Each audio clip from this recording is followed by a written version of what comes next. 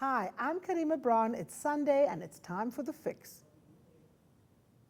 Today we dig deep with our panel of experts into why business needs to be held accountable for its role in the state capture project and why it's important that they appear before the Zondo Commission of Inquiry. Then we look at how to build efficient tax collection services in Africa and how it strengthens the ability of the continent to build solid institutions with integrity in developing economies. And as is custom, we take a look at what's made news headlines in the weekend papers and why. The Fix starts now. Welcome to this edition of The Fix, where every Sunday we hold the decision makers to account. We tell you why it matters, how it affects you, and why you should care.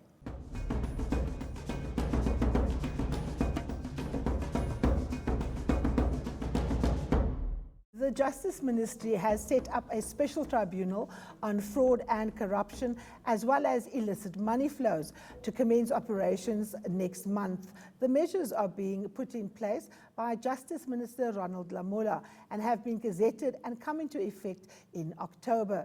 This will give real impetus and momentum to the recovery of billions of stolen monies and is a swift mechanism to end the era of impunity. Well, joining me now to discuss how business will cooperate for their role in the process is the CEO of Business Leadership South Africa, Busisiwe Mavusa. She's speaking to us from our Durban studio. Then I've got on my panel here Kaya Sitole, who is of course representing the accounting profession, as well as Nishan Bolton, who's from the Ahmed Kathrada Foundation, and we've got Sabelo Sikiti, who is an investigative journalist with the Mail and Guardian. Gentlemen, lady, good morning. Thank you very much for joining me. Let me start with you, Busi, in Durban. The conference yesterday, the first attempt to actually get business to look into their own role in terms of their complicity with the state capture project. How prepared is business to actually play their part at the Zondo Commission of Inquiry? Thanks, Karima. The line is not very clear, but I think, look, we have come out as business, I think about 3 or 4 years ago already, to say that we'd like to actually see how we can be meaningfully involved in rebuilding what has been broken in this country, in rebuilding the economy. And I think it is to that end that our second strategic pillar is focused on the protection and strengthening of key institutions. We identified these institutions that are actually the bedrock, of the South African economy, and we have identified these institutions that are actually responsible for ensuring that our democracy and our constitution is carried out in the manner that it's supposed to. And we have worked earnestly, as business to ensure that we support and strengthen these institutions, because I think we have realized over the past 10 years just how painful it is, as a society and as a business, to have a state that is dysfunctional. So our focus, therefore, for the next few years is to say that how do we ensure that those institutions are strengthened?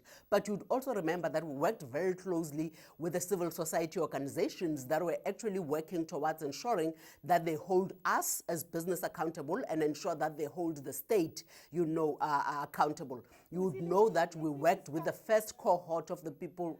Busi, let me come in here. I spoke to KPMG. They are one of the 4 biggest auditing firms in the world. And I asked them specifically to come on air. None of them were available. Now, the reason why I'm choosing KPMG is because they've had several opportunities to come clean about the extent of the involvement in state capture, but they haven't. Every time they've had to be smoked out. How do you account for institutions such as KPMG? Do they weaken or strengthen your ability to actually cooperate and make business take responsibility for its actions? Karima, I think we're making a mistake if we're going to expect these institutions to actually do this on their own free volition and on their own free will, right? When we have the evidence that we're sitting with, as government, and as the judiciary, in terms of the extent that your Bain, your KPMG, your Steinhoff, the SAP, the McKinsey, the trillions, and whatever the case is, you have the evidence, that actually implicates these institutions in as far as the damage that they've done to weaken these key institutions in this country. So why are we waiting for them, to say that come and cooperate and whatever the case is? For me, unless and until we see people in orange overalls, then this is actually a futile exercise. Because I think the logical conclusion, right, for everything that we have unearthed so far, in as far as the Zondo Commission and the state capture inquiries are concerned, it ought to be people that are actually going to have to, be sitting in jail. There's going to have to be a litigation or two. At the moment, actually, what is derailing our investment project in terms of actually getting foreign direct investors into the country, they are saying that we are worried about the industrial scale looting that has taken place in South Africa, and yet there isn't a single person in jail. Okay, so I don't know why we are waiting for business to actually hand themselves over. Hold that view. I want to bring Kaya in. Kaya Sithole, you are from the accounting profession. Is Busi not just kicking the can down the road? Unfortunately, it feels like that's the thing, because Karima, you must keep in mind that when it comes to the burden of proof, the state law enforcement agencies have to find a way to prove beyond reasonable doubt that you're guilty of something before they hold you before the courts. The constituencies of BLSA, for example, do not have to satisfy that burden. They simply have to say that on the basis that we've seen what you did at SARS, what Bain did at SARS, what McKinsey did at ESCOM, they have to say that on the basis of what we've said, we are going to distance ourselves from you. So the question we should be putting to BLSA is how many of their constituent members are still using these consulting firms and these auditing firms in actually just executing their operations? Because for them, it's much easier to say that we're distancing ourselves. The state has to have a much bigger, a much higher burden of proof. And to then simply say the state must do the work, while these people themselves who have a much easier job to do to simply say, we're distancing ourselves from you, we're actually going to make you suffer. And we want to take a stand as business to say, if the state is going to be fixed, we cannot be associated with the people that broke it. BLSA has got a much easier job to do, but they're not doing it. Okay, so business, according to Kaya Sithole, is not playing their part. Nishan, I had the Commissioner for SARS here last week, Professor Edward Kisvetter, and he said that they've recommended to Treasury that they actually ban certain institutions like Hogan Lovells, like Bain, like Gartard, from actually doing business with the state. The Treasury is the ultimate arbiter of that decision. Is that the right approach from the state? But more importantly, do you agree with Kaya that BLSA can do more to actually hold their membership to account? Look, I think that it's important for SARS and the state to do what is required from their part. But I think if we just look at the companies mentioned, it doesn't go to the heart of the matter as what made this possible in the first place. And that, I think, within government need not wait for Zondo. I don't get the sense that within government, in an overarching manner, they've actually looked at what made state capture possible within the systems of government and what needs to be done to fix up all of those things. I can understand BLSA and I appreciate that. But I think I'm yet to see a group of CEOs outside the offices of Bain or McKinsey or any of these people mentioned joining civil society and saying, we want you to come and do more than saying that you are sorry. Yeah. Because I think that will show a different level of commitment to the activism that is required to address this problem. I think business has shown some kind of awareness, but I don't think has done more than name and shame people. I think they're working with various authorities to strengthen capacity, but they also have to ask themselves the same question that government is. What is it that made this possible? Yeah. What are the practices within business that they need to start looking at and rooting out if much more effectively than they have to date? Absolutely. Sabelo, you have investigated a lot of state capture,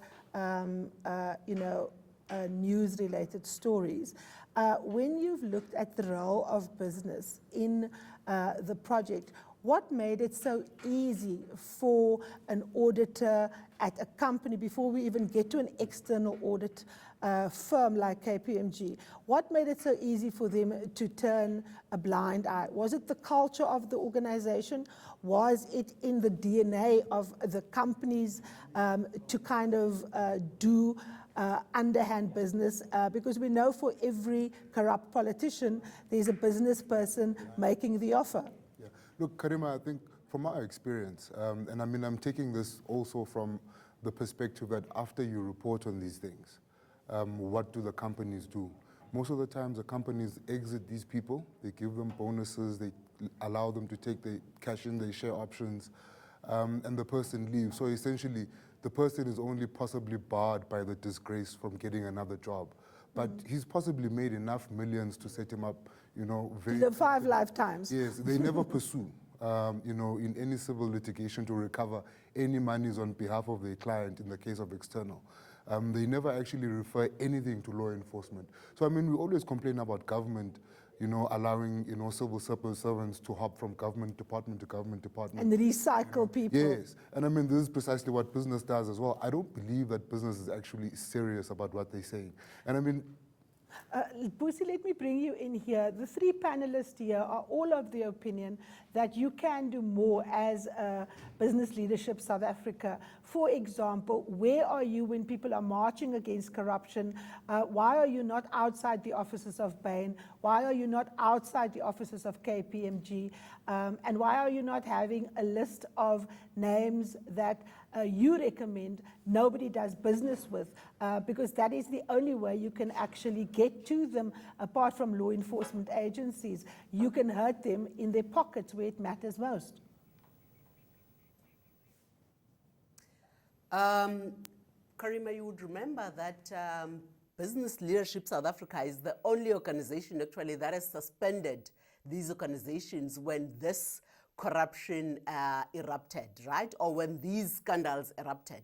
The organizations that are actually members of BLSA, McKinsey is not a member of BLSA, Steinhoff is not a member of BLSA, Trillion is not a member of BLSA, but those that are actually in our fold, we've actually made a very clear statement, because I think about it, from where we're sitting as a membership-based organization, what more can we do rather than to say that you don't belong to sit around the table with us if this is how you conduct your business, right? We have actually made sure that our members sign integrity pledges. Let me ask you this question. Why did you readmit KPMG? What about KPMG's behavior has changed? But you see, I think what Kaya is saying, and I think it was Kaya who was talking earlier on, the architecture and system of business is not inherently corrupt. And I want to make that statement. I'm going to say it again. The architecture and system of business is not inherently corrupt. You have corrupt elements within businesses. But I don't think the entire architecture is actually inherently corrupt. Because think about it, Karima, you therefore probably have to say all the CASAs in this country are actually inherently corrupt, and therefore SAICA must be shut down. And I don't think that would be fair. You've got corrupt chartered accountants that have actually enabled, you know, the system to be corrupt, but I don't think the entire architecture and system of SAICA is actually corrupt. So I think the most critical thing for me is that when these corrupt elements are actually found within organizations, we have to act very decisively to ensure that we actually weed out this corruption. But more importantly, you have to look at your systems and say that what has enabled this within KPMG, within Deloitte, within SAICA, whatever the case is, what has enabled this to happen? So what is it about my systems that are actually flawed, that is actually enable such, you know, happenings to actually continue? And I think that is where it's going to have to be. But also, I think we are being very mistaken to look at business in isolation. Because, Karima, business is a microcosm of this society, right? So the question that we actually have to be asking and be answering for is that there is a moral degeneration in this country. And because business is a microcosm of this society, then we actually find ourselves as individuals within businesses making these bad decisions, because obviously we are not, you know, we don't live in isolation, and we are actually somehow affected. But the Busi, architecture and system of business is not inherently corrupt. Okay, I'm going to challenge you on that because I believe differently. But let me start with a question that you didn't answer. Why did you allow KPMG back? What about the architecture in KPMG has changed for you to be convinced that they're now a company that we ought to do business with and that you can have part of your association? So all the people that were found to have enabled the state capture, SARS and whatever the case is, or have enabled the state capture within KPMG have actually been gotten rid of, right? And they've actually undergone a very thorough and diligent exercise of looking at their systems and how they take on cases, how they actually conduct their businesses when they're with clients, and how they engage with those clients that they deem to be actually overexposed in as far as corruption is concerned, SOE organizations, for instance. So we have satisfied ourselves, and I think if you want me to send you the files of everything that KPMG has implemented to actually cleanse themselves and to ensure that this is not found within their systems again, and I can actually send them those files. So we have had lengthy discussions with Nklamu at the time when we were CEO and with Professor Wiseman Kutlu in terms of what they've done from a systems perspective internally as an organization, and we satisfied ourselves that they've actually dealt as far as possible, with everything that was actually wrong, within the systems of KPMG, as it were. And as I'm saying, let me bring in my other guests to get their opinion. Busi, hold your thoughts. Hold your thoughts. I see my panel shaking their heads in disbelief. Let me start with you, Nishan. Do you believe Busi?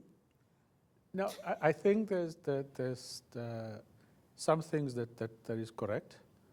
But how do we judge whether a business entity has completely, in a sense, changed and gotten rid of all of the bad practices? So at this seminar yesterday, some of the victims of that report of KPMG were of the view that they themselves have not been engaged with sufficiently by KPMG to actually understand how it is that those reports came about and what it is that they have done to change or withdraw the report in its entirety that now takes away all of the kind of verdicts that many of them have been subjected to. So if those victims feel that not sufficient has been done, then I think there are still questions to be answered. Is KPMG the same that it was 3 years ago? I think no. I think that there have been moves in the right direction, but I'm not sure whether it has completely changed all of the systems, the procedures, the policies to actually to say that it is now a company that in future will not go down the same route. So there's no evidence basically that the DNA of the company has changed. I just wanted to conclude in a very different way. If you take the H&M incident, they met with the Human Rights Commission, agreed on a public 7-point action plan.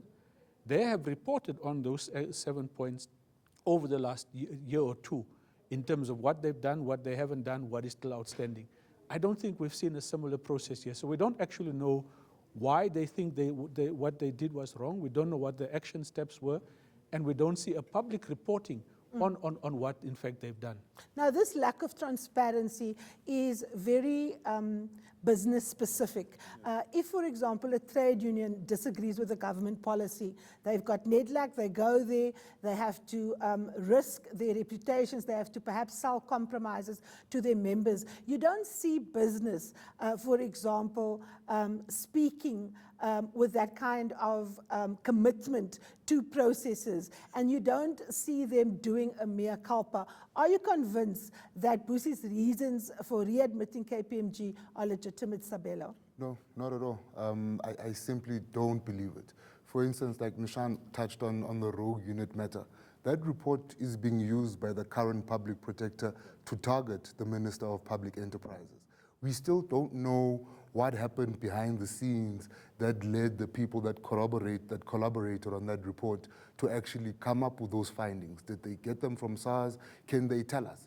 We don't know what happened with Mr. Saluji from KPMG, who was in bed with the Gupta family, for instance. We don't know the actual intricacies, the detail of how they did what they did to siphon money out of Freda, you know, for instance. And I mean, those are the things that are going to help us. If we're there, then we need to look at legislation around, you know, procurement, for instance. We need to tighten it.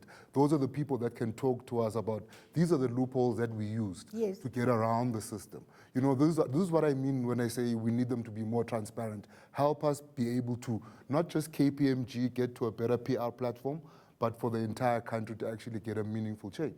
Kaya, you're nodding your head. So the first thing that we have to get right is that these institutions did not break BLSA, they broke down the country at large. It is completely inadequate for us to be told that BLSA and these institutions have had a behind-the-scenes engagement and they've decided that some form of repentance has occurred, so therefore these people are worth readmitting. It is completely inadequate. It wasn't BLSA that was broken, it was South Africa. So if South Africans aren't aware of what it is that has gone on in order to sort of start this path towards evolution, then the evolution just simply hasn't happened. Yesterday, we actually had Johan van Lochenberg as one of the examples at the seminar saying to KPMG, that report that you refuse to withdraw in its entirety is affecting not just me, but 35 other families that were implicated in this report that you guys refuse to retract. We asked KPMG, I specifically raised the question, please tell us what exactly prompted you 2 years after the event to then go back to that report and say to us, well, actually there are issues in this report, because that is not what happens. You close a file and then you move on. There must be something extraordinary that forces you to say, let us go and reopen the vault, look at that report again, and then come out to the public and say, well, actually, it looks like some of the things that we did were incomplete. So I think it is an inaccurate conversation for BLSA to say that they will engage behind the scenes, because tomorrow they'll be readmitting McKinsey, the day after Trillion might just become a member of BLSA. And you cannot have that situation where we're saying BLSA represents business and we want to trust business, and yet they think that they can have these opaque conversations, readmit the people that have broken the country, and then come out to South Africa and say, we've done the assessment, you're good to go. It's just not the way it works. Okay, Busi, let me use the words of Kaya. Why are you having opaque, behind-the-scenes, non-transparent conversations with companies who literally ruined South Africa? And why do you think that we should take your word that business as an entirety is not corrupt, that it is not prone to being corrupt, when your remedy for finding out whether people have genuinely changed around is one that you are keeping non-transparent and away from the public eye? So I've not said that business is not corrupt. I've said that there are corrupt elements within business, and when those corrupt elements within businesses are found, they are going to have to be decisively dealt with. So the conversations that we have, you know, with our members, I don't know what Kaya means when he says that they are behind the scenes. I mean, I think he was part of the conference, for instance, at the Daily Maverick, you know, when we brought KPMG and Bain to come and actually answer for their role, you know, in the state capture and what they've done and what it is that they're actually going to continue to do to ensure that they repatriate. And I think we've had these conversations at GAPES, we've had these conversations at the Vet School of Governance. We've been actually very public. We are the only business organization that has actually been very public in actually bringing these member organizations to the fore to say that come and account for what it is that you have done. So when they are saying that these conversations are behind the scenes, are actually not, I'm not sure what that means. And I think the second issue that is being raised, you know, to say that if there are no criminal cases or if we are not seeing action, what has actually happened to these people? I think, Karima, you're going to have to understand that BLSA does not put people in jail. I wish we could put people in jail so that therefore we can take some of these issues to its logical conclusion. If we have suspended these people, if we have actually, you know, ensured that all of this information that we have been brought to the fore, if we have actually taken these companies and brought them before the public for them to be engaged by the public and to answer, you know, questions that are actually coming from the public and civil society in terms of their role in the state capture project.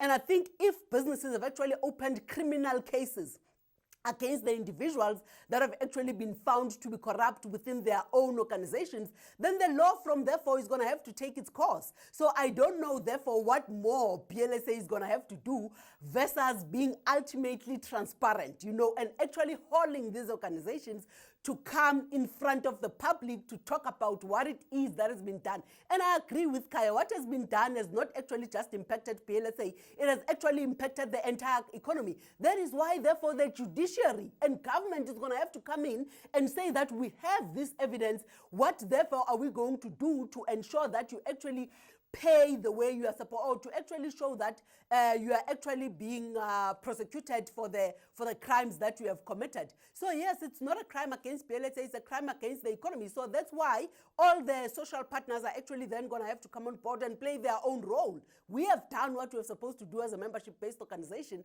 So I'm actually not sure what more, is expected from what we have done, or what are the inadequacies. And I'd actually like to hear, actually interestingly, Karima, from the panelists, to say that if what we have done as the PLSA is inadequate, what more would they like to see the PLSA doing from our own membership Let me companies? give them that an is opportunity within to our do control. so. Kaya, you were mumbling as Busi was speaking.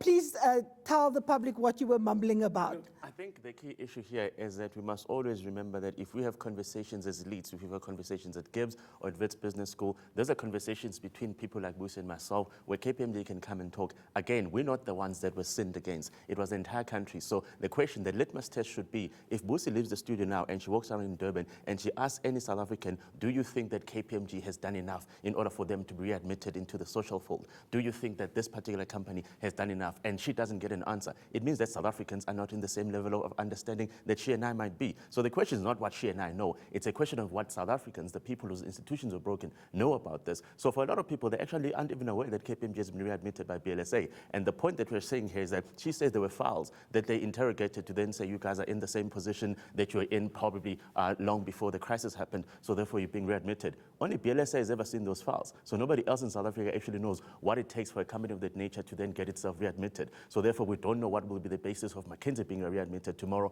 being readmitted the other day, and that is the point. It doesn't matter what she and I know. It's a question of the people whose money was stolen, whose resources and institutions were made dysfunctional. What do they understand, and do they share the same understanding? And the answer is no. Okay, Nishan, you pointed out one institution that had recommendations of an implementation plan and they had to report publicly. Should BLA force KPMG to, as part of readmitting, publicly announce what have they changed, how they're going to prosecute people who are involved in future, and how they're changing the culture in the organization that gave rise to this maleficence? I think it will help. It will help set a kind of model for all other similar entities. Because look, at the end of the day, you don't want businesses destroyed in this country. We want them to be able to be fixed. We want all of these kinds of practices to be eradicated. But we also want the kind of internal accountability that BLSA might have used for them to make us aware of what that has been, so that I think we are all, and we can begin, because what we need to be talking about is not only BLSA, but business in its entirety, both big and small, and the culture that makes it possible for people to think that this is the right thing to do. And because that has gone way beyond big corporates. It has now seeped to municipal levels. Small business entities all believe that this kind of way of working is correct. And that's what business and ourselves have to begin to address, is how do we eliminate this within society? But secondly, how do we then work with the state to ensure that the weaknesses in their own systems and the kind of political system that makes this possible needs to change? Because that is really the bigger issue that we collectively have to deal with. But I do think that the KPMG readmission is perhaps a starting point to develop the model that for accountability that we all need to be aware of what the elements are. Okay, Sabela, I'm going to give you the last word. We've run out of time. So I think for me, just in as far as government and prosecutions, law enforcement, BLSA knows just how withered our law enforcement capacity is. They know that we don't have investigators that can actually go in and delve into the sort of complexities where these crimes took place. They are sitting with the member organizations that know, but are they then transferring that information to law enforcement to act on? Are they also helping to capacitate law enforcement to be able to investigate these crimes? Okay, final word to you, Busi. They've all given their recommendations. I want to ask you, why is BLSA not laying criminal charges against its member companies when they've broken rules?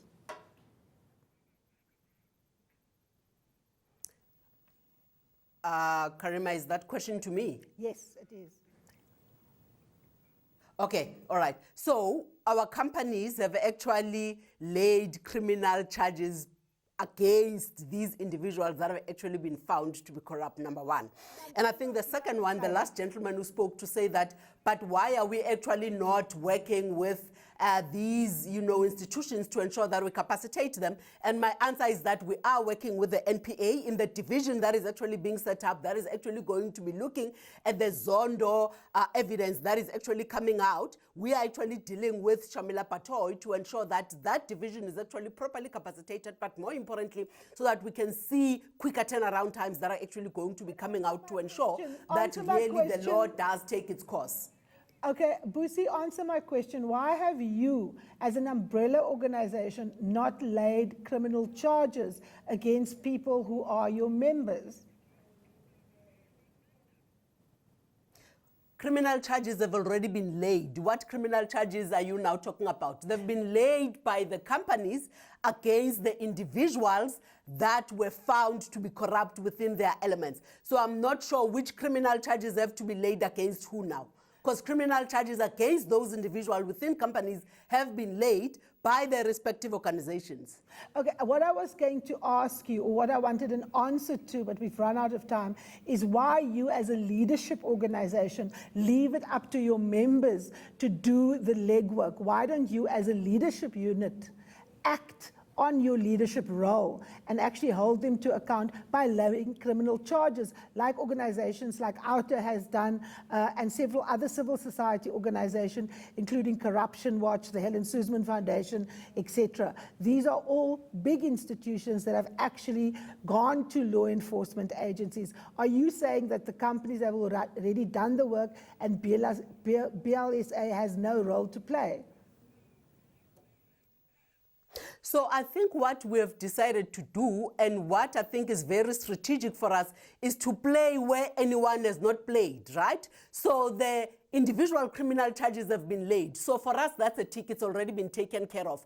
But no one is suspending these companies. So we are coming in and we are doing what already has not been done in terms of going ahead and duplicating efforts, which is to ensure that these member organizations are not part of any business constituency by suspending them, but more importantly, working with them to say that what is wrong within your systems so that you can ensure that you fix those, your systems, your procedures, and how you actually do business. So we are actually going in and we are going to spaces where no one has bothered to look at, because it's all good and well to deal with the symptom, but we actually want to be dealing with the root, to say that what has caused this breakdown in systems in the first place. And that is where we've run out of time. We've got to wrap it. Thank you very much for making time and for going into our Durban studios. I know you were on holiday with your family. Much appreciated. Gentlemen, thank you so much. Kaya, Nishan, Sabelo, thanks for your contribution. Up next, when we return, we look at how to build efficient tax collection services on the continent. Stay tuned.